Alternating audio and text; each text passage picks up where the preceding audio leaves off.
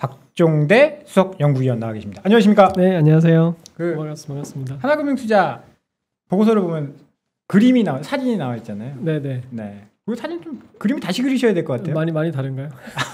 훨씬 더. 뭐 제가 뭐 좋다고 말씀 안 드렸는데 벌써부터 인사를 해주시니까 훨씬 더 잘생기셨는데. 네, 감사합니다. 저는 이제 보고서를 자주 보니까 약간 친근한 느낌이 좀 드네요. 저는 개인적으로 처음 뵙는데 저는 개인적으로 궁금한 게 많아서 오늘 직접적으로 개인 투자자의 눈높이로 질문을 하겠습니다. 그러시죠. 많이 이제 눈높이를 맞춰서 대답을 해주셔야 됩니다. 여기 이사님은 어떻게 질문하실 거예요? 기관 투자자의 눈높이로? 아니 저는 시청자 눈높이에 맞게 질문하고 좀 좋은 내용 좀 듣도록 하겠습니다. 오늘 백화점 이런 쪽이 굉장히 핫했어요. 그렇죠. 어떻게 그것도 알고 이거 나오신다고 해서 그렇게 오른 거죠? 뭐 그 정도까지는 아니고요, 제가. 아무튼 백화점이 매출이 상당히 좋았죠. 매출이 일단. 이게 백화점이 이제 내구재부터 식품까지, 그러니까 준내구재, 뭐 비내구재까지 다 갖추고 있다 보니까 소비의 순환에 항상 선봉에 있어요. 그래서 20년, 21년 같은 경우에는 뭐 가전, 가구, 뭐 이런 완전 내구재 있잖아요. 그렇죠. 그런 소비들이 먼저 좋아졌고, 그리고 이제 명품들, 샤넬런, 그렇죠. 오픈런 해가지고서만 난리가 아니었죠. 그래서 그런 명품 소비가 또 2년 또 엄청나게 좋았고, 최근에는 또 패션 카테고리가 상당히 좋아지고 있어요. 리오프닝 되니까 옷 사입고 나가야 되니까. 뭐 의류 소비가 사실 별로 없었거든요. 그런데 이제 명품은 워낙 명품 업체들이 협상력이 좋잖아요. 그래서 마진이 깎아져. 그래서 이게 뭐 트래픽에는 고객 수는 많이 증가하는데 마진 측면에서는 아쉬움이 컸는데 1분기도 마진이 좋았지만 2분기 들어가게 되면서 지금 4월 같은 경우에는 굉장히 오랜만에 명품보다 패션 쪽의 매출 성장률이 더 나오고 있다고 합니다. 그러니까 2분기 실적도 뭐 지금 추세로 가면 상당히 좋을 것 같죠. 그럼 내수 의류주하고 이제 백화점 이쪽은 1분기가 지금 서프라이즈가 나고 있는데 2분기가 더 좋을 거라는 말씀이신 거죠? 오늘 신세계 컨퍼런스 콜에서도 뭐 이건 다 뭐 이미 컨퍼런스 콜 나온 거니까 컨퍼런스 콜에서 4월달 실적이 역대 최대 실적일 것 같다라고 말을 하고 있으니까. 그리고 5월은 가정의 달이잖아요. 그렇죠. 어린이날도 있고 어버이날도 있고. 저부터도 어린이날 백화점 가서 돈 굉장히 많이 썼거든요. 일조하셨네. 전년 대비가 중요한 거니까 작년에도 어린이날은 있었던 거고. 작년에 안 나갔던 것 같아요. 작년에 코로나 때문에. 근데 리오프닝 때문에 더 좋을 거라는 거죠. 이게 저는 지금 솔직히 말씀드리면 유통이나 이런 쪽이 백화점이 이런 쪽이 뭐 롯데쇼핑이나 신세계나 이런 거는 면세에 뭔가 발목이 잡혀서 뭐 실적이 좋다라고 해도 별로 뭐 좋지 않았었고, 리오프닝이 된다라고 하더라도 리오프닝 돼도 이제 중국인 관광객이 못 오면 뭐 별거 아니지 않느냐 이런 논리 때문에 막 그렇게 강하지 못했었는데, 최근에 뭐 롯데쇼핑이라든지 뭐 이런 쪽 보면 주가가 굉장히 좋더라고요. 그러면 지금 이렇게 강한 이유, 그리고 여기 유통이나 이런 쪽이 인플레이션에 대한 수혜주라고 볼 수 있는 건가요? 저는 이제 최근에 그런 생각이 좀 들더라고요. 아니 그래, 인플레이션이면 음식값도 오르고 옷값도 오르고 모두 오르면 이런 것들을 전반적으로 파는 유통업체들이 좋을 거 아니냐라는 생각이 좀 들었는데, 여기에 대해서는 또 어떻게 생각하고 계십니까? 일단 인플레이션 영향을 보게 되면 인플레이션이 이제 두 가지 종류가 있잖아요. 수요 견인 인플레이션이라는 게 있고 코스트 푸시 인플레이션이라는 게 있는데, 수요 견인 인플레이션은 정말 좋은 거고요. 수요가 늘어나서 말 그대로 가격이 오르는 거니까 경기 회복 초기에 나타나는 거죠. 근데 지금은 오히려 원래 코스트 푸시 인플레이션은 이제 예전에 2010년, 11년 그때처럼 글로벌 커머디티 가격이 막 경기가 너무 좋아서 치솟았다가 꺾일 때 이제 나타나는 이제 그런 인플레이션인데, 지금은 경기가 바닥치고서 올라오려고 하는데 코스트 푸시 인플레이션이 걸리는 바람에 공급망이나 전쟁이나 뭐 이런 것들 때문에 사실은 좋은 건 아니죠. 그리고 인플레이션이 적당해야지 이게 가격을 다 소비자한테 전가를 하지, 이게 너무 인플레이션이 또 물가 상승이 너무 높게 되면 소비 심리가 둔화가 되죠. 소비 자체가 꺾이는 경향이 있기 때문에 그게 그 데이터가 없어요, 사실. 왜냐하면 지난 10여 년 동안 물가 상승률이 1% 내외에서 움직였기 때문에. 그러니까요. 2011년 데이터를 가지고 와서 굳이 한번 보게 되면 4% 정도가 임계치였어요. 4%. 그러니까 4% 전까지는 소비와 물가가 같이 올라가는데 그 이후부터는 이제 소비 자체가 좀 둔화가 되는 뭐 이런 현상들이, 소비 심리가 꺾이게 되는 이런 현상들이 좀 발생을 하죠. 그래서 특히 대형마트, 네. 대형마트는 이제 필수제니까 필수 네. 소비 카테고리니까 소비가 상당히 가격에 비탄력적일 거잖아요. 네. 그래서 이제 가장 인플레이션의 수혜다 이런 식으로 말을 할 수가 있는데 지금 대형마트 같은 경우에는 과연 그럴까 하는데 약간 갸우뚱하죠. 왜냐하면 이게 너무 물가 상승률이 높게 되면 이 편의점 같은 경우에는 1인당 구매 단가가 한 7,000원밖에 안 돼요. 네. 그래서 한 3개 사러 왔다가 가격 조금 비싸다고 2개로 줄이지는 않는단 말이죠. 그런데 대형마트 같은 경우 한 10만 원 이상 사잖아요. 네. 그러니까는 조금 물건 수를 좀 하나를 놓게 되고, 그쵸, 좀 줄일 수가 있지 않을까라는 생각도 있고, 그 다음에 이제 그런 대형마트 가지고서 살만한 투자할 만한 종목이 없어요. 왜냐하면 롯데마트는 롯데쇼핑, 백화점이 더 이제 비중이 큰 거고, 이마트 같은 경우에는 그런 인플레이션만 가지고 접근하기에는 다른 요인들이 너무 많아서, 예를 들어서 쓱닷컴 영업 손실 되게 크고, 그리고 이베이 코리아에 대한 그런 불확실성도 크고 하기 때문에 인플레이션 아이디어 가지고서 접근하기에는 조금 아쉬움이 있고, 네. 비제프 리테일이 가장 편하죠. 그런 측면에서는. 편의점이 좀 더 가격을 더 아까 말씀드린 것처럼 1인당 구매액 자체가 그렇게 크지가 않기 때문에 좀 더 전달을 할 수가 있고, 그리고 순수 편의점으로 투자할 수가 있으니까 BJF 리테일이 가장 지금 주가 퍼포먼스가 좋은 거죠.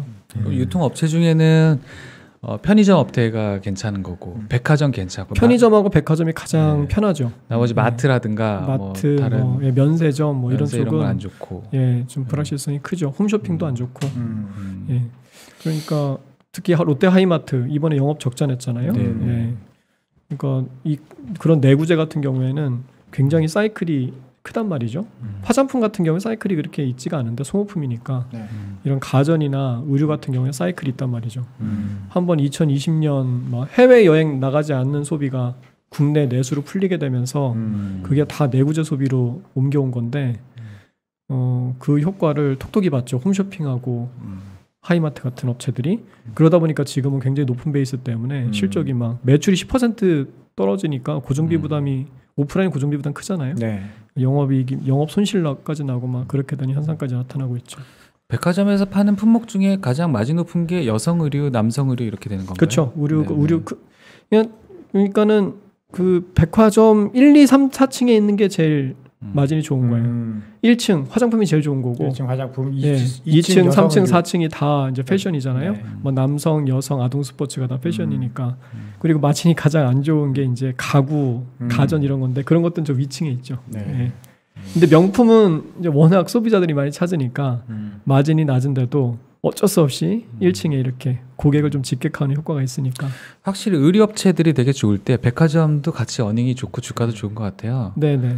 그래서 지금 의류업체들 실적도 보니까 내수업체들이 워낙 좋고, 미국에 이제 못 만들어주는 OEM, ODM은 1분기 약간 피크 느낌이 좀 나고, 중국 쪽은 지금 봉쇄돼서 좀 안 좋은 방향으로 가는 것 같아서 우리나라가 내수만 이렇게 좋은 느낌이 이미 있어요. 제가 사실 궁금한 건 그 내수 의류가 이제 어떻게 보면 시장 한정돼 있잖아요. 지금 좋은데 밸류에이션을 그러면 어떻게 줄 수가 있어요? 밸류에이션 높게 주기가 힘들죠. 그러니까는 이게 사이클인 거고, 그리고 아주 긴 그림에서 보게 되면은 가계 소비에서 옷이 차지하는 비중은 점점 줄어들고 있죠. 계단식으로 이렇게 떨어지고 있거든요. 그러니까는 의류 패션 업체들을 이제 롱텀하게 긴 호흡에서 가져가기는 좀 부담이 크죠. 백화점이나 이제 패션 업체들 같은 경우에는 유감스럽게도 너무 길게 가져가면 안 됩니다. 트레이딩 관점에 접근하시는 것이 맞고, 그리고 백화점하고 패션은 항상 이게 시차가 있어요. 제가 예전에 리포트 제목에 한 번도 어긴 적이 없는 약속이라는 뭐 이런 제목도 붙인 적이 있었는데, 백화점이 항상 먼저 가고요. 아까 말씀드린 것처럼 내구재 소비가 먼저 돌잖아요. 네. 그러니까 백화점이 말 그대로 모든 제품들을 다 가지고 있으니까 그러니까 그런 그 카테고리의 모멘텀을 순차적으로 반영하는데 옷은 이제 예, 내구재 다 지난 다음에 그 다음 텀에 오는 거니까 그러니까 백화점이 먼저 실적과 주가가 좋아지고 그 다음에 의류가 따라서 좋아지죠. 예, 그거는 이때까지 거의 어긴 적이 없는 약속입니다. 백화점은 그렇게 경쟁을 안 하는데 그럼 이제 사실 저희가 코로나 한 2년 지나면서 아까 이마트 말씀 주셨지만 쿠팡 같은 업체들이 엄청 치고 올랐잖아요. 경쟁이 되게 심해지는 그런 업체들인데 쿠팡이 지금 뭐 주가가 엄청 떨어졌죠? 네, 10달러 아래로 떨어졌죠. 네. 이제. 그게 PSR 1배 정도 된다고. 네, 1배도 안 되죠. 이제. 1배도 안 되죠. 네, 네, 네. 이거를 어떻게 저희가 이제 바라봐야 될까? 네. 저는 걱정인 게 쿠팡이 가격 올린다 그랬거든요. 저희 와이프가 그러더라고요. 그래서 쿠팡 그래? 예, 그러면 쿠팡 사야 되나? 그런 생각을 했거든요. 그래서 와이프한테 물어봤어요. 가격 올리면 안 할 거야?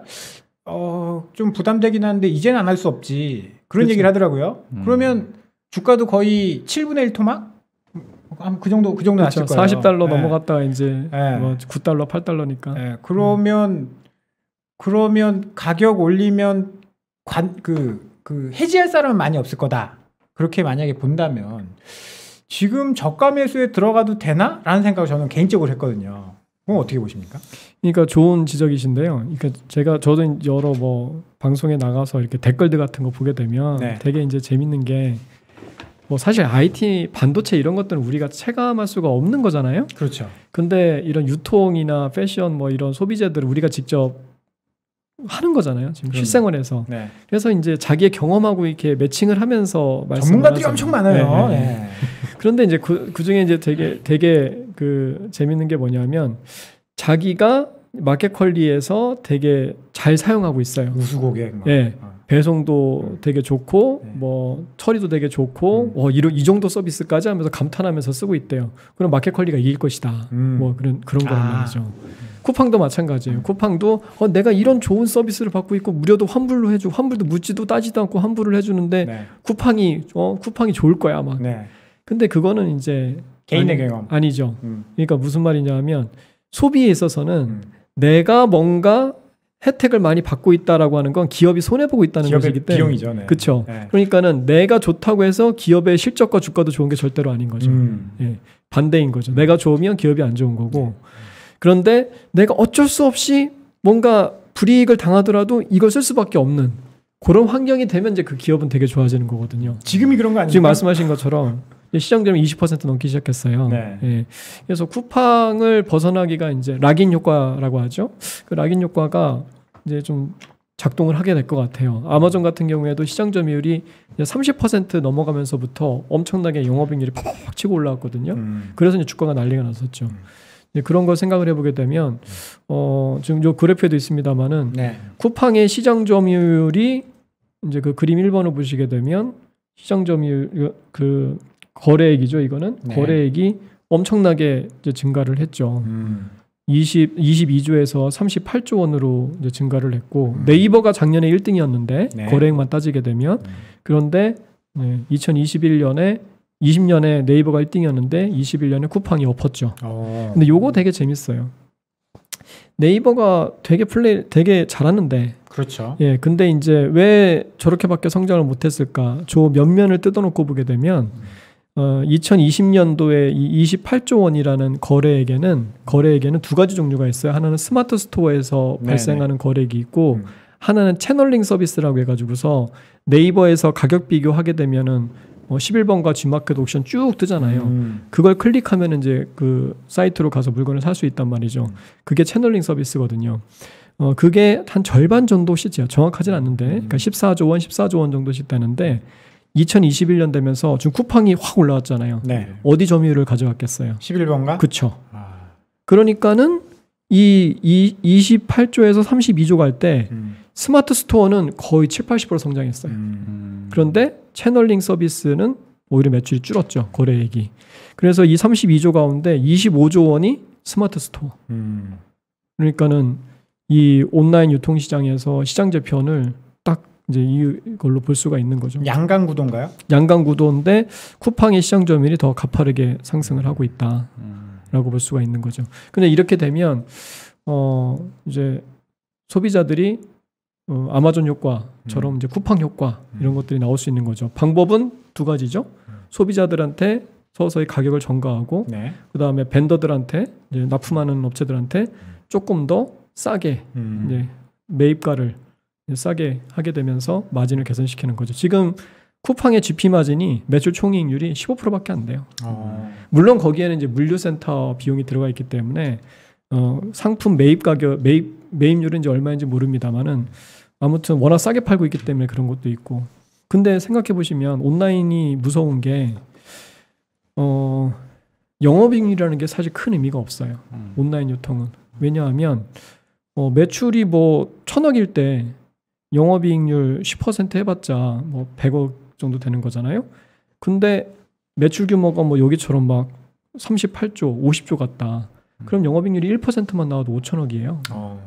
그러니까 오프라인에서는 경험할 수 없는. 왜냐하면 온라인은 다 먹을 수 있잖아요. 오프라인은 지역별로 이렇게 거리라는 게 진입장벽이 있지만, 그러니까 온라인은 매출 규모가 너무 클 수가 있기 때문에 나중에 박리담회를 통해서 마진을 조금만 개선시켜도 GP 마진 1%만 개선시키더라도 1%포인트만 개선시키더라도 영업이익이 엄청나게 증가할 수 있으니까 굉장히 큰 규모의 그런 실적을 또 기대할 수가 있는 거죠. 그렇죠. 리오프닝 되고 나서도 배달 음식은 좀 덜 시켜 먹는데 쿠팡 주문을 줄이는 것 같진 않아요. 끊을 수 없어요. 네네. 왜냐하면 내일 우리 애가 학교 가야 되는데 뭘 선생님이 가져오래. 그러면 그걸 쿠팡으로 저녁에 시키는 거예요. 근데 다음날 아침에 오거든. 그리고 이거 아니네? 그러면 반품 시켜버리면 되니까 끊을 수가 없는 거예요. 네. 아마존과 같은 길을 갈 가능성이 있는데 아마존은 어떻게 성장했는지 혹시 그런 것들도 좀 들어볼 그러니까 수 있을까요? 아마존 왜 쿠팡이 미국에서 뭐 100조 원까지 받으면서 이렇게 상장을 할 수 있었겠느냐를 네. 생각을 해보게 되면 아마존에 대한 스터디가 상당히 그 학습 효과가 나타난 거죠. 아마존이 역마진 MS 전략을 펼쳤는데 그거를 2번에 걸쳐서 3번에 걸쳐서 성공했거든요. 맨 처음에 도서 시장, 그다음에 음반 시장, 역마진 MS 확대 전략에서 처음에는 마진이 깨지지만 시장 점유율을 확대한 다음에 일정 수준 이상부터는 그 다음부터는 마진이 폭발적으로 증가하는 그런 거를 3번 정도 미국에서 이제 경험을 하니까 미국 투자자들이 이제 쿠팡의 이제 모습을 보면서 완전히 반한 거죠. 네. 여기 저희 시청자분들이 수준이 굉장히 높습니다. 가시님께서 이게 양강인데 양강의 상대방이 네이버란 말이에요. 네.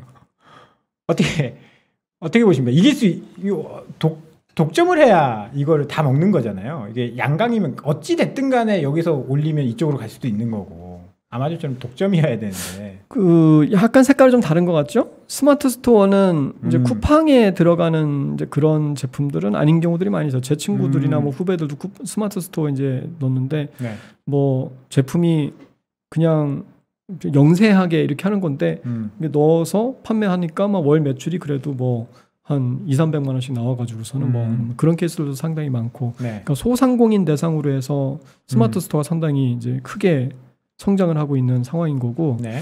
공산품 쪽은 좀 뺏기고 있죠. 지금 채널링 서비스 아까 말씀드린 것처럼. 네. 그래서 그런 쪽은 공산품 쪽은 쿠팡 쪽이 조금 더 우세한 모습으로 가고 있지 않을까.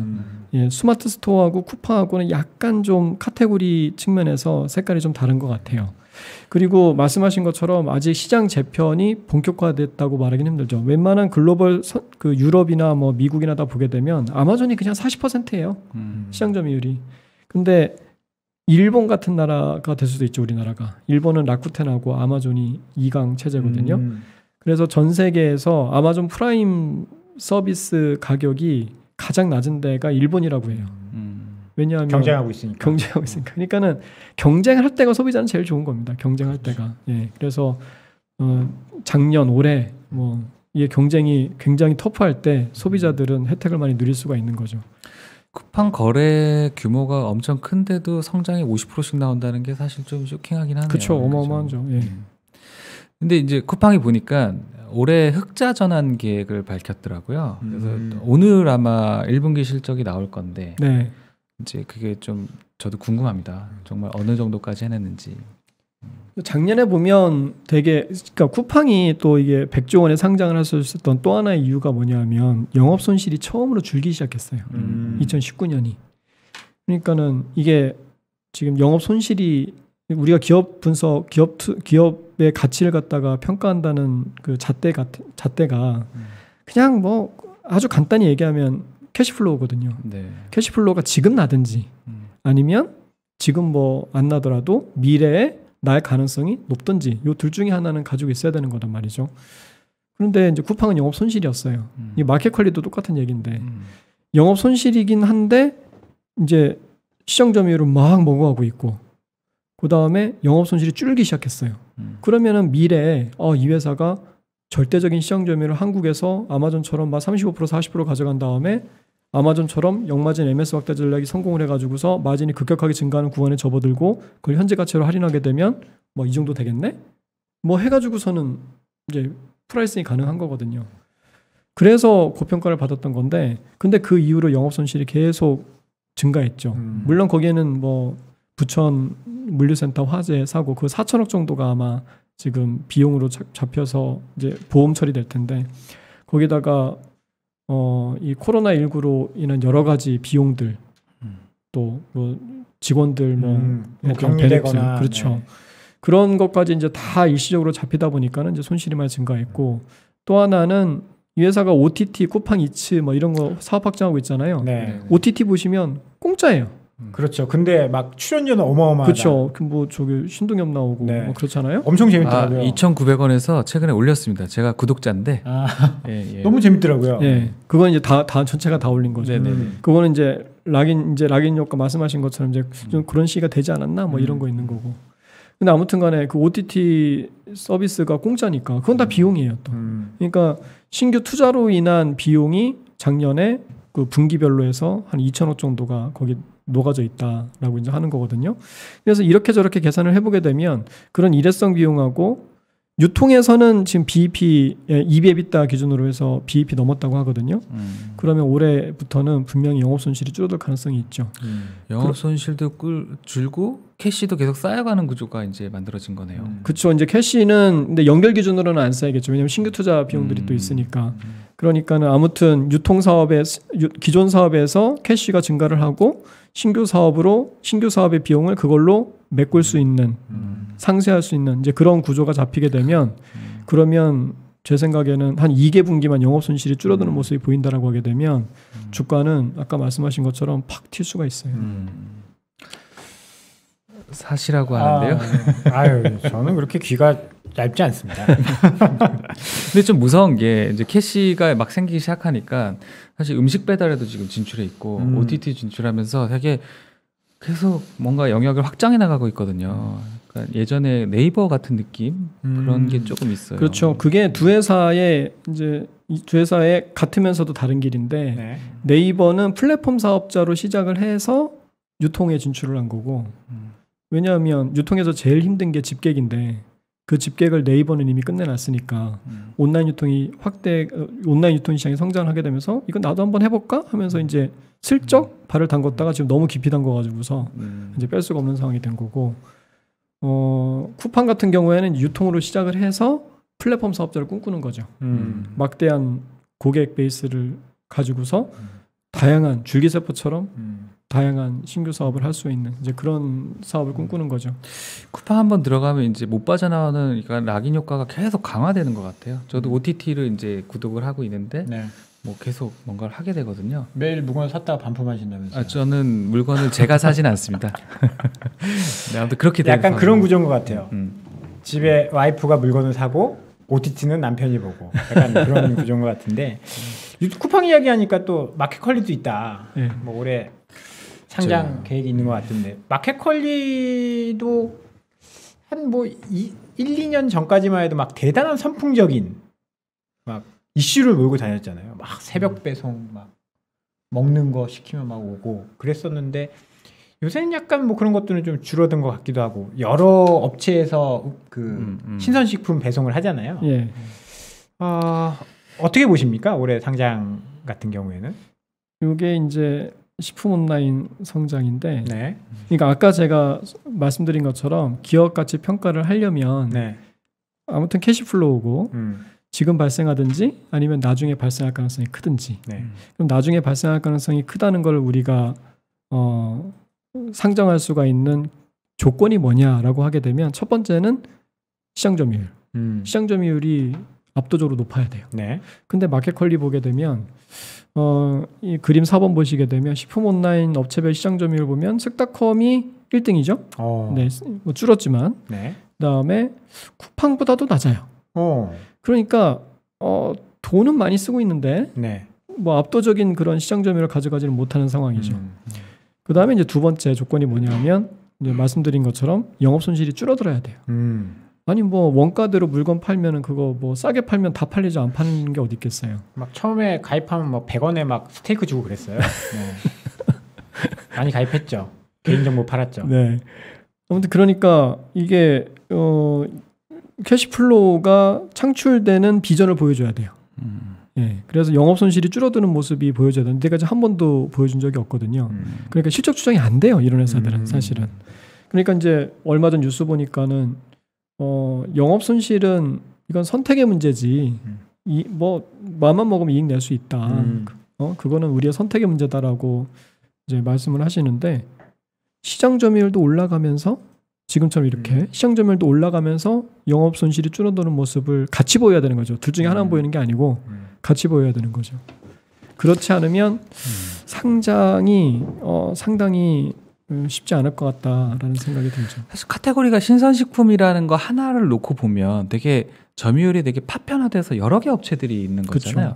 쓱 쪽이랑 좀 신선식품이랑 이마트 신선식품이랑 비교하면 어느 정도 규모가 되는 건가요? 이게 이제 신선식품만 식품만 따진 거거든요. 네, 식품만 이 안에서 신선식품을 구분하기는 좀 힘들어요. 회사마다 기준도 다르고. 예. 그런데 아무튼 이제 식품 아마 뭐 비슷하지 않을까라고 생각이 되는데 상품의 카테고리는 쓱닷컴이 훨씬 다양하다고 볼 수가 있죠. 왜냐하면 물류센터를 가지고 있으니까, 그리고 대형마트를 가지고 있으니까. 제가 오늘 발표한 자료의 제목이 뭐냐면 오프라인 점포의 가치가 부각되고 있다는 거거든요. 예. 이게 예전에는 오프라인 점포를 가지고 있다는 게 굉장히 막 그 심적인 부담이 고정비 많이 들어가잖아요. 그래서 온라인화가 되면서 이거 빨리 정리해야 되는 거 아니야 막 그랬었는데 최근 들어서 오프라인 점포의 그런 가치가 부각되고 있는 몇몇 세그먼트가 있다. 예. 그 가운데 하나가 이제 식품 온라인이죠.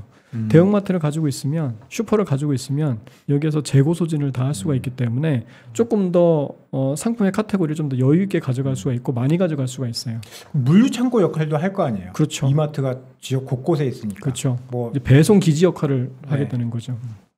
거꾸로 얘기하면 이제 신선식품이라는 거는 아까 쿠팡처럼 뭔가 MS가 20-30% 이상 막 올라오기가 한 업체가 어렵다고 봐야 되는 카테고리인가요? 너무 협소한 카테고리인가요? 그 지금 문제가 뭐냐면 그림 3번에서 보시는 것처럼 생각보다 식품 온라인 시장이 그렇게 성장을 못했어요. 그러니까 이게 좀 보고 사려는 심리도 있는 것 같아요. 고기도 좀 보고 사야 하고 과일도.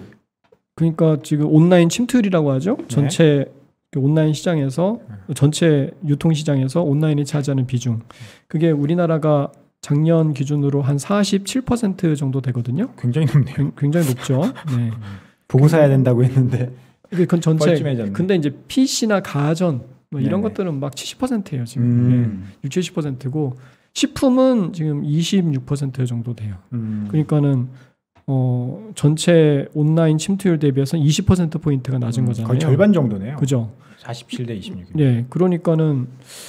이거는 미국도 비슷해요. 미국도 6.6% 정도 되는데 전체 온라인 침투는 15% 정도 되거든요. 그러니까는 성장률이 되게 클 줄 알았어요. 그래서 네. 그런데 지금 작년에 전체 온라인 성장률이 한 20% 초반인데 식품도 뭐 한 27% 성장했으니까 그렇게 큰 차이가 있는 게 아니에요. 그러니까 어떤 생각이 드냐면 식품은 원래 그렇게 좀 낮은가 보다. 아니 저는 이제 캠핑을 다니는데 고기는 꼭 제가 골라야 되거든요. 제가 굽고 제가 골라야 되는 약간 그런 게 있어서 온라인으로 사면 왠지 믿음이 안 가요. 그런 사람들이 아마 있겠죠. 많이 있겠죠. 열에 한 3-4명은 있을 거예요. 그런 사람들은 절대 안 살 가능성이 있거든요. 맞아요. 그래서 일단은 침투율이 상단이 그렇게 높지가 않을 것 같다라는 이게 벤치마킹 대상이 없어요. 우리나라가 제일 앞서 있기 때문에. 그래서 일단 그런 좀 아쉬움이 있는 거고 그 다음에 업체들이 말씀하신 것처럼 상당히 파편화돼 있다. 쿠팡처럼 쫙 치고 나가는 업체가 없다. 쓱닷컴이 되게 잘할 줄 알았거든요. 그러게요. 예, 왜냐하면 대형마트도 가지고 있고 물류센터도 제일 독보적이고 그래서 제일 잘할 줄 알았는데 작년에 돈을 안 쓴 것도 아니에요. 많이 썼어요. 분기에 막 400억씩 손실 내면서 많이 썼는데 시장점에 오히려 내려왔어요. 회사에서 이거에 대해서 납득할 만한 설명을 못 하고 있어요. 그래서 쓱닷컴 상장이 끝나는 이제 내년으로 이연이 됐죠. 그래서 식품 온라인 업체들은 하나씩 지금 다 밸류에이션 훼손 요인을 가지고 있어요. 상장을 준비하고 있는데 쓱닷컴은 시장점이 떨어졌고 시장점이 떨어졌는데 이게 기업 가치가 뭐 되겠어요? 그다음에 마켓컬리 같은 경우 영업 손실이 계속 증가하고 있고 오아시스 같은 경우에는 원래 온오프라인이 가장 이제 조화를 이루면서 같이 성장을 했거든요. 네. 근데 2021년에 처음으로 온라인 매출이 오프라인 매출에 더블이 됐어요. 그러니까 그 전까지는 안 팔리면 오프라인 매장에서 뭐 재고 소진하고 싸게 팔고 막 이렇게 하면서 영업이익률도 플러스였거든요. 근데 작년에 온라인 매출이 더블이 되면서 이제 새로운 세계로 가고 있어요. 예, 온라인은 따로 뭔가 재고 처리도 해야 되고 이제 오프라인에서 감당을 못 해요. 이마트는 그런 걱정은 없죠. 왜냐하면 오프라인이 10조니까. 그래서 서로 이렇게 한 가지씩 밸류에이션 훼손 요인을 가지고 있다. 식품 온라인 시장이 생각보다 그렇게 재미가 없다. 근데 월마트 같은 경우에는 미국에서 독보적인 1등이잖아요. 네. 그러니까는 혼자 쭉 치고 나가고 있고 아마존은 오히려 영업이익률이 이제 떨어지기 시작했어요. 왜냐하면 물류 인프라가 너무 취약하다 보니까 계속 투자를 확대하기 시작하면서부터 이제 월마트하고 전쟁을 하기 시작하면서부터 이제 그렇게 된 걸 수도 있는데 2019년부터 근데 월마트는 오히려 한 4,000개 정도 되는 오프라인 매장을 활용해서 온라인을 확대를 하면서 시너지를 내고 있죠. 지금 몇 가지 궁금한 게 일단은 이 온라인 사업 쿠팡이랑 뭐 온라인 사업을 조금 이야기를 했잖아요. 온라인 사업은 금리 인상, 인플레이션 이런 쪽에 어떤 영향을 받는지 뭐 수혜인지 피해인지 워낙에 요새 뭐 인플레 이야기 많고 금리 인상 이야기 많으니까 또 장기적으로 봤을 때 만약에 금리가 계속 고금리 시대다. 뭐 인플레이션이 뭐 장기적으로 발생한다 이랬을 경우에는 온라인 사업은 어떤 영향이 있을까요? 글쎄요, 이제 소비 여력하고 사실은 상관이 있는 거고, 네. 그 다음에 판가의 정가 뭐 이런 측면하고 이제 상관이 있는 거라서 온라인 자체 소비가 어떻게 될 것이다라고 말하기는 좀 어려운 것 같아요. 보통 이제 좀 저렴한 물건 살려고 온라인을 많이 이용하잖아요. 그러면 오프라인보다는 그래도 수요가 좀 더 몰릴 수 있지 않을까라는 단편적인 생각도 좀 들고 금리가 올라가면 사실 온라인 업체들은 대부분 이제 재무구조가 그렇게 좋지 않다라고 생각을 하니까 이쪽엔 또 타격을 받을 수도 있을 그렇죠. 것 같아요. 파이낸싱 비용이 좀 많이 들어갈 수가 있죠. 근데 이자율이 금리가 올라가게 되면 사실 소비가 문제예요. 제가 생각하기에는 우리나라 가계부채가 뭐 기준에 따라 다르지만은 한 1,300조 원 막 이렇게 작년 말 기준으로 되는데. 네. 그게 지금 이자 부담만 30조 원 정도가 연간으로 늘어나는 거거든요. 네. 그러면 전체 소매 판매 시장의 한 3.5% 정도 성장률을 잡아먹을 수가 있는 그 정도의 비용이기 때문에 그러면 이제 온라인으로도 몰릴 수도 있겠죠. 말씀하신 것처럼 마트 못 가고, 네, 근데 카트 못 밀고, 네, 근데 다들 지금 이제 백화점 같은데 나타나는 현상이 뭐냐고 하게 되면 다른 사람들은 다 떠났어요 온라인으로. 네, 그래서 지금 저 같은 사람은 백화점 안 가거든요. 못 가거든요. 네, 남아 있는 고객들은 이제 나는 좀 대우받으면서 점원들한테 그리고 친구들하고 라운지에서 커피도 한잔 하면서 좀 여유 있게 쇼핑하고 싶다. 뭐 이런 사람들만 남아서 그래서 2017년, 18년 이후로는 백화점은 그냥 안정적으로 성장을 하고 있었어요. 그래서 그런 가격 메리트에 의한 그 쇼핑 패턴은 이제 어느 정도는 다 이미 자리가 잡혀지지 않나. 네네. 그렇게 생각이 돼요. 최근에 재밌는 현상이 이제 더현대 점이 재밌죠. 더현대가 젊은 사람들 많잖아요. 네네. 네. 원래 백화점은 20, 30대 비중이 되게 작아요. 한 20%도 안 될 거예요 아마. 그런데 더현대점 50%가 20, 30대 소비라고 하니까 더현대는 상당히 나름대로 백화점의 문화를 하나 바꿨다. 뭐 이렇게. 거긴 타겟을 그렇게 한 것 같아요. 1층 매장 가봐도 사실 흔히 우리가 볼 수 있는 명품 매장 없고 여의도에 있는데도 맞아요. 듣도 보도 못한 그런 브랜드들을 20, 30대가 좋아하는 네. 그런 것들을 잘 채워놨더라고요. 네네네. 아 그러면 시간이 많이 좀 지나가고 있는데 저희가 할 게 있잖아요. 책이 또 나오셨어요. 화장품 이야기를 좀 해야 될 것 같아요. 네. K뷰티가 어디서 왔고 어디로 가고 있습니까? 이게 지금 중요한 거죠. K뷰티가 제 기억으로는 제가 2012년도에 제가 지방에서 서울로 올라왔는데 그때 명동 가서 깜짝 놀랐어요. 여기가 중국이냐 일본이냐 한국이냐 그 정도였거든요. 그리고 막 2015년까지 막 난리였잖아요. 한국의 K뷰티가. 그런 이야기를 쓰신 건가요? 책 그렇죠. 소개를 한번 좀 해주시죠. 그렇죠. 그런 이야기 썼죠. 이게 일단 화장품 산업에 대해서 그렇게 잘 아시는 분들이 별로 없어요. 사실 IT, 반도체 뭐 이런 것들은 있잖아요. 애널리스트하고 펀드 매니저하고 별로 그렇게 지식의 격차가 크지가 않아요. 제가 생각하기에. 네. 다들 전문가들이에요. 워낙 잘 알고 있고. 근데 소비재로 올수록 그런 게 좀 심해요. 화장품은 저는 수분크림 하나 바릅니다. 선크림 잘 안 발라요.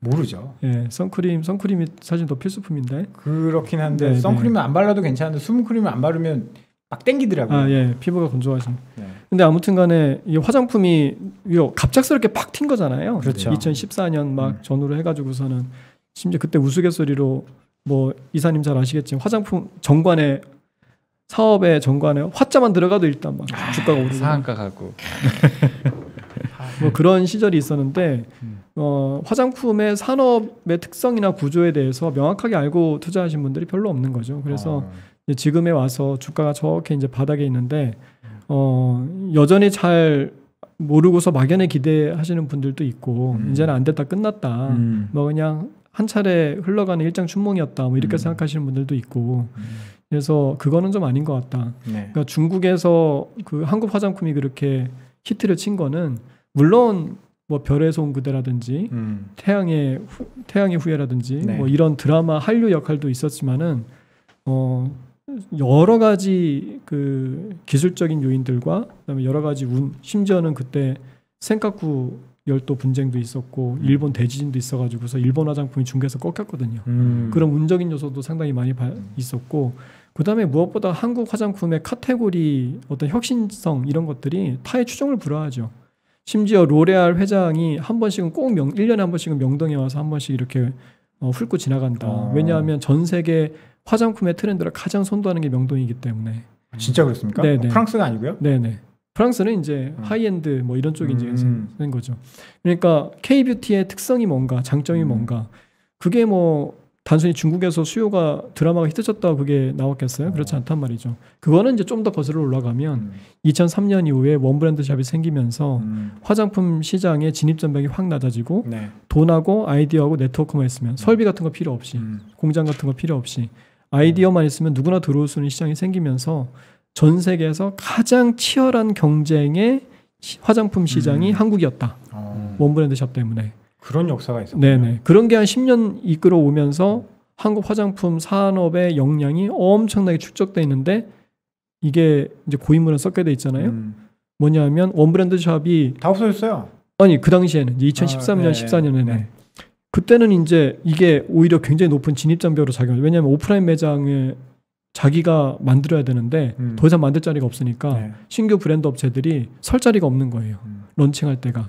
그러니까는 막 마치 풍선이 터지기 직전처럼 막 이게 분출을 해야 되는데 그때 이제 한류가 터지게 되면서 중국으로 쫙 빠져나가서 중국에서 뭐 한국에서는 알지도 못하는 브랜드가 네. 중국에선 대박이 났죠. 뭐 리더스 코스메틱, SD 생명공학, 이치안불 뭐 이런 제품들이 그런 여러 가지 운과 기술과 역량이 합쳐지면서 이제 한류가 발생을 했고 중국에서 K뷰티가 성장을 했고 지금은 이제 좀 그렇진 않죠. 왜냐하면 네. 중국의 로컬 브랜드들이 또 막 치고 올라왔기 때문에 요즘 우스갯소리로 중국에서 아모레와 LG의 가장 큰 적은 코스맥스다. 왜냐하면 비슷한 품질의 제품을 만들었죠. 네네. 중국의 로컬 브랜드들이 다 히트치는 제품들이 여러 가지 있거든요. 뭐 바이체린, 카슬람, 퍼펙트 다이어리, 화시즈 뭐 근데 다 코스맥스가 만들어서 히트친 것들이. 그러니까 중국의 로컬 브랜드 업체들이 문제가 뭐냐면 자기 R&D를 투자할 시간이 없어요. 너무 시장이 경쟁이 치열하고 급변하다 보니까 이거 시기를 놓치면 안 된단 말이죠. 그러니까는 코스맥스에 대한 의존도가 더욱 커지고 있는 거죠.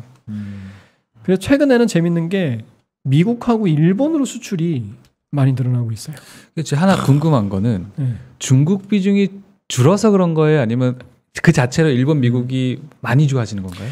두 가지가 좀 복합적이긴 한데 여기 있어요. 그래프가 여기. 약간 이런 느낌이에요. 우리가 초창기 엔터 산업이 일본, 중국 이렇게 하다가 정말 정점을 찍은 건 BTS가 미국 진출해서 막 그런 거잖아요. 네. 그게 저희가 꿈꾸는 거죠. 화장품. 프랑스에서 인정받는. 네. 뭐 미국에서 인정받는. 미디어 엔터 레저 이쪽 엔터 쪽 보게 되면은 예전에는 거기도 중국 비중이 높았어요. 그렇죠. 근데 저희 엔터 애널리스트하고 얘기를 하면 저희는 중국 이제 아무 상관이 없다. 네. 아무 상관이 없고 엄청 부러운 거예요. 그게. 이 지금 한국 같은 경우에는 중국의 그 의존도가 40%가 넘어갑니다. 무슨 중국 말만 나오면 화장품 막 네네. 그러니까는 이게 새옹지마죠. 네. 지금은 그게 너무 큰 부담으로 작용을 하고 있는 거고 아무튼 중국에 탈피를 해야 되는데 이게 데이터를 보게 되면 10년 전에 비해서 일본하고 미국으로 수출하는 게 10배 이상 증가했어요. 근데 이들 화장품 시장이 10배 증가하지 않았거든요. 이게 여기 뭐 그렇게 성장하는 국가가 아니잖아요. 그러니까는 시장 점유율이 분명히 이렇게 이제 올라오게 된 거죠. 지금 뭐 일본 같은 경우에는 제4차 한류 막 이렇다고 하니까 지금 보면 이제 내년에 가면은 캐나다도 제칠 것 같아요. 프랑스는 당연히 1등이겠죠. 뭐 로레알이 있으니까. 캐나다는 가장 근접하고 있으니까. 근데 한국이 저 먼 나라에서 이렇게 수입을 많이 한다는 것은 뭔가 이게 의미가 있는 거죠. 그러니까는 이게 제가 어떤 생각이 드냐면 2014년 15년에 중국에서 K 뷰티라고 하면 팔리던 시절 브랜드 따지지 않고 네. 미국이나 일본에서도 약간 이제 그런 지금 붐이 좀 일고 있는 것이 아닌가. 시세이도의 나라 일본에서요? 네, 일본에서 한국 화장품 되게 많이 팔리. 그걸 선도하고 있는 게 지금 뭐 SK2의 나라. 네. 그러면 그게 어떤 브랜드의 효과일까요? 아니면 M&A 효과일까요? 어떤 전반적인 기술력의 뭘까요? 지금은 일단은 기본적인 품질이 되고 품질. 럭셔리는 좀 힘들고요. 럭셔리는 힘들고 그런 포인트 메이크업이라든지 뭐 베이스 메이크업 좀 근데 거기에 뭐 우리나라의 뭐 스틱 파운데이션이라든지 뭐 스틱으로 된 그런 선크림이라든지 그다음에 에어 쿠션이라든지 우리 히트 상품들이 굉장히 많았잖아요. 그런 게 외국 사람들 보기엔 되게 신기한 거거든요. 이제 그런 혁신성이 이제 결합이 되면서 한국 화장품에 대한 수요가 이제 많이 늘어나고 있는 거죠. 이게 한류랑 연결돼도 그렇죠. 괜찮겠네요. 이게 모르는 화장품을 아이돌이 쓰고 있다? 네. 그러니까 이게 K-컬처, K-드라마 뭐 일본에서 넷플릭스 탑 10 가운데 7개가 한국 드라마 영화라고 하니까 그러니까 그런 거하고 이제 접목돼서 굉장히 K-뷰티가 글로벌화 되기에 정말 좋은 환경인데 그게 아직까지는 그렇게 되고 있지 않은 거죠. 뭔가 좀 초석은 좀 깔아놓은 것 같은데 여기에 제대로 이제 탑을 쌓느냐가 중요한 것 같아요. 키워드가 사실은 화장품이 좀 부족한 것 같은 느낌이 드는 게 이제 왜냐하면 엔터만 해도 빌보드 뭐 탑백 여기에 들어가는 키워드들이 있잖아요. 근데 일본, 미국 그래서 뭐가 잘 될까? 어떤 키워드가 있을까? 어떤 히트 상품일까? 이런 고민해보면 사실은 저도 모르겠거든요. 그렇죠. 네. 그렇게 딱 생기면 좋을 것 같긴 한데. 그러니까 글로벌 브랜드가 있어야 돼요, 기본적으로. 네. 지금 아모레퍼시픽이나 LG생활건강이 글로벌 브랜드가 아니잖아요. 그래서 항상 좀 약간 사상 누각 같은 거죠. 뭐 중국에서 만약에 설화수가 깨지면 뭐 없어요. 근데 에스트로드나 로레알이나 이런 브랜드들은 그런 럭셔리 브랜드가 다들 서너 개씩 가지고 있단 말이죠. 하나 인수하면 안 됩니까? 그럴 가능성은 일단 럭셔리 브랜드는 인수하기도 쉽지가 않고요. 그쪽 워낙 탄탄하니까. 거긴 나름대로 다 시그너처 브랜드들이기 때문에. 근데 그리고 또 인수를 하려고 하지도 않죠.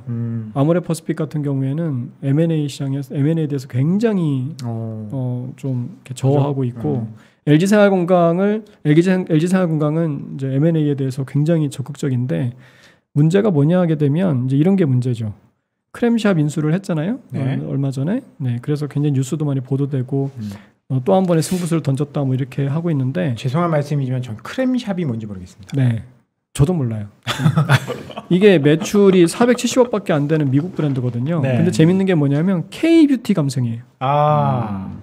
왜 K뷰티 감성의 미국 기업을 한국의 화장품 1등 기업이 인수를 했을까요? 이게 뭔가 논리적으로 안 맞죠. K뷰티 감성이면 이게 뭐냐면은 미국 가서 김치 수입해오는 그런 기분인데요. 딱 그렇습니다. 그러니까 아니 K뷰티가 인기가 좋으니까 미국에서 K뷰티 화장품을 인수한 것 같아요. 근데 그러면 한국의 브랜드들도 많잖아요. 그거 사서 미국에 퍼뜨리면 되는데 이거 되게 비싸게 샀단 말이에요. 한국에서도 싸게 살 수가 있는데 이게 PSR 거의 5배 산 거예요. 뭐 아마존 쿠팡도 아니고 쿠팡도 지금 1배가 안 되는데 원래 이 브랜드 업체 이렇게까지 비싸게는 안 사거든요. 그러니까는 조금만 돈 더 보태면 클리오 살 수 있었어요. 근데 클리오하고 이 회사하고 사이즈가 뭐 어마어마하게 차이가 나죠. 그러니까 왜 이렇게 비싸게 샀느냐라고 하게 되면 한국의 K뷰티가 인기 좋은 건 알겠는데 한국 브랜드를 사다가 미국 시장에 유통할 자신이 없는 거예요. 얼타뷰티, 뭐 세포라, 뭐 아마존 뭐 이런 거에 적극적으로 이렇게 확 퍼뜨릴 자신이 없는 거예요. 그러니까 이미 미국 시장에서 전개를 하고 있는 K뷰티 감성의 브랜드를 이제 프리미엄을 주고 비싸게 산 거죠. 참 어렵네요. 책에는 그런 내용들이 다 적혀 있는 거죠. 보면 화장품 시장 그런 이야기와 화장품뿐만이 아니라 면세점, 그다음에 케이스 업체, ODM 업체, 케이스 스터디구나. 화장품 하면 또 이제 화장품 용기 업체들 그러니까 그런 것들이 전반적으로 다 집대성돼요. 그러니까는 이게 횡적인 분석과 종적인 분석을 같이 했죠. 횡적인 분석은 뭐냐면 유통 채널에 대한 분석이에요. 그러면 그건 이제 소비 패턴에 대한 분석이거든요. 그럼 그 소비 패턴의 변화가 어떻게 밸류체인에 영향을 미쳤느냐. 이제 그거는 이제 브랜드부터 시작해서 ODM, 용기, 원재료, 원료, 내용물 이렇게까지 다 또 버티컬로 내려가죠. 그래서 화장품에 대해서는 가장 전문가시잖아요.